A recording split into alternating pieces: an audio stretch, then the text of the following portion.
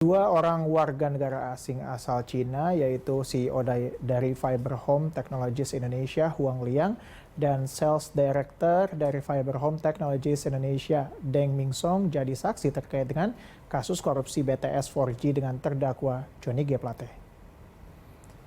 Kedua saksi ini dihadirkan dalam persidangan dugaan kasus korupsi proyek penyediaan menara BTS 4G dan infrastruktur pendukung 1, 2, 3, 4, dan 5 di Badan Aksesabilitas Telekomunikasi dan Informasi atau Baktikominfo.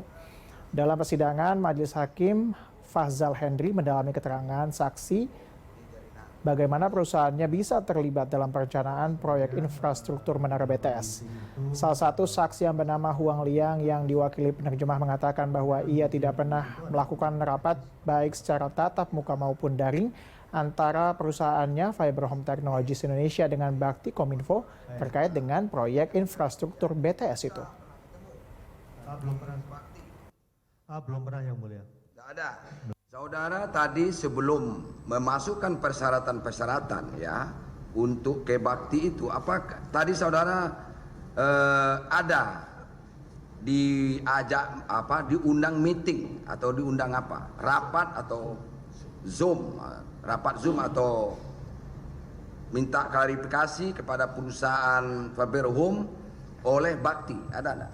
Dia nggak ada diskusi apa, dia cuma melihat informasi tersebut, kemudian merasa perusahaannya memenuhi persyaratan dan dia ingin memenangkan tender tersebut, sehingga dia tertarik untuk mengikuti.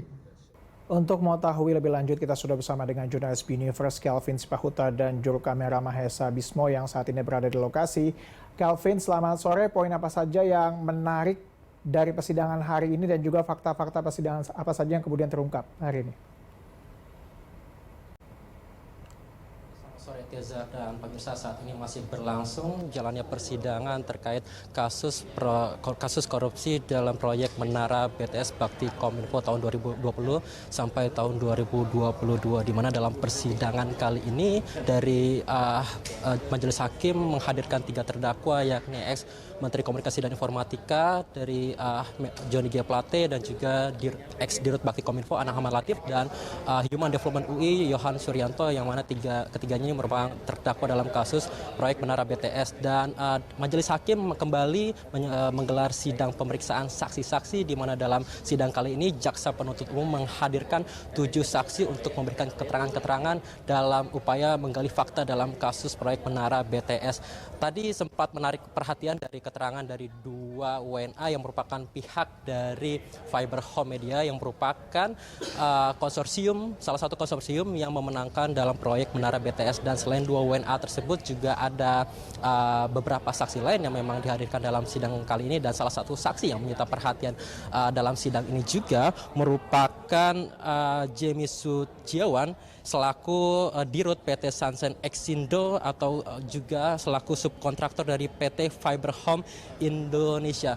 Dirinya menjadi salah satu pihak yang menyita perhatian dalam persidangan kali ini, karena memang Jamie beberapa waktu lalu sempat mengembalikan uang sebesar 36,8 miliar rupiah ke Kejaksaan Agung, di mana uang senilai lebih dari 36 miliar tersebut diduga merupakan salah satu aliran dana korupsi dalam proyek menara BTS, begitu Tezer dan pemirsa. Dan selain itu juga dalam persidangan kali ini dari Majelis Hakim sempat mencecar sejumlah pertanyaan kepada Jamie, di mana beberapa fakta yang diketahui dalam persidangan kali ini dalam kesaksian dari Jamie ini, khususnya dirinya mengatakan bahwa dalam proyek menara BTS dirinya sebagai subkontraktor dari PT Fiber Home Indonesia selaku salah satu konsorsium yang memenangkan proyek menara BTS ini, dirinya menerima keuntungan sebesar 100 miliar rupiah. Dan dalam keterangannya tersebut dalam persidangan kali ini dia juga mengaku bahwa dalam keuntungan tersebut dia membagikan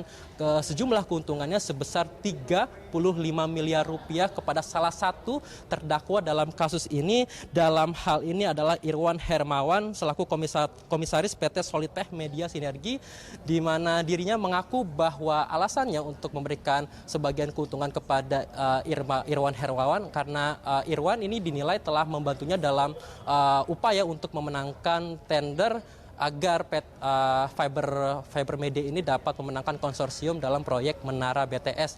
Selain itu juga terdakwa lain juga diketahui menerima sebagian uang dari JME, yakni Muhammad Yuriski selaku Dirut PT Basis Utama Prima dengan nilai serupa senilai 35 miliar rupiah. Masih kami nantikan terkait dengan jalannya persidangan kali ini, dan kami juga masih menantikan apakah nantinya akan ada tersangka baru dalam persidangan kali ini, karena memang dalam kasus Menara BTS ini ada kerugian negara lebih dari 8 triliun rupiah. Demikian, Tezar. Baik, terima kasih jurnalis B Universe Kelvin Sipahutar telah melaporkan langsung dari Pengadilan Negeri Jakarta Selatan. Terima kasih, Kelvin.